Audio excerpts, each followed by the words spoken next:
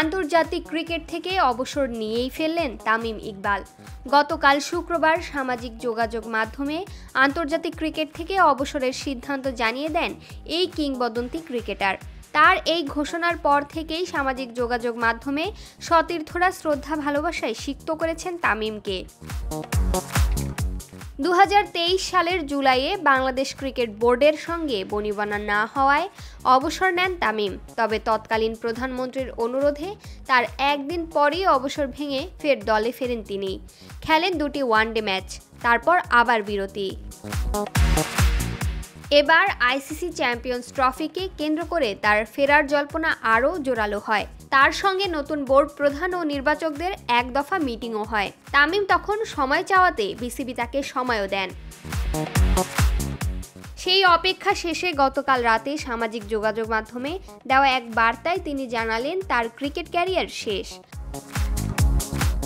তামিমের সঙ্গে আন্তর্জাতিক ক্রিকেটে যাত্রা শুরু হয়েছিল মুশফিকুর রহিমের। পুরনো স্মৃতি উল্লেখ করে তামিমকে শুভেচ্ছা জানিয়ে নিজের সামাজিক যোগাযোগ মাধ্যমে মুশফিক লিখেছেন, তোমার অবসরকালে আমি জানাতে চাই তোমার অর্জনগুলো নিয়ে আমি কতটা গর্বিত তামিম। দোস্ত, তুমি বাংলাদেশের ক্রিকেটের একজন অসাধারণ প্রতিনিধি ছিলে এবং বিশ্বমানের একজন ব্যাটার। দুবাইয়ের সেই জুটি আমার সারা জীবন মনে থাকবে, বিশেষ করে যখন তুমি চোট পাওয়া আঙুল নিয়েও ব্যাটিং করেছিলে। তোমাকে মাঠে খুব মিস করব। ক্রিকেটের কল্যাণে দুর্দান্ত এক বন্ধু পেয়ে আমি কৃতজ্ঞ। দেশের ক্রিকেটে তামিমের অবদান নিয়ে আরেক তারকা ক্রিকেটার মাহমুদুল্লাহ রিয়াদ ফেসবুকে লিখেছেন, তামিম, দীর্ঘ ও চমৎকার আন্তর্জাতিক ক্যারিয়ারে তোমার অসাধারণ অর্জনগুলোর জন্য অনেক অভিনন্দন। তুমি অনেক কিছু অর্জন করেছো এবং বাংলাদেশের দলের জন্য অসামান্য অবদান রেখেছো। একটি ছবি যুক্ত করে তিনি লিখেন, আমার মনে হয় এটি ছিল আমাদের শেষবারের মতো বাংলাদেশের হয়ে একসঙ্গে ব্যাটিং।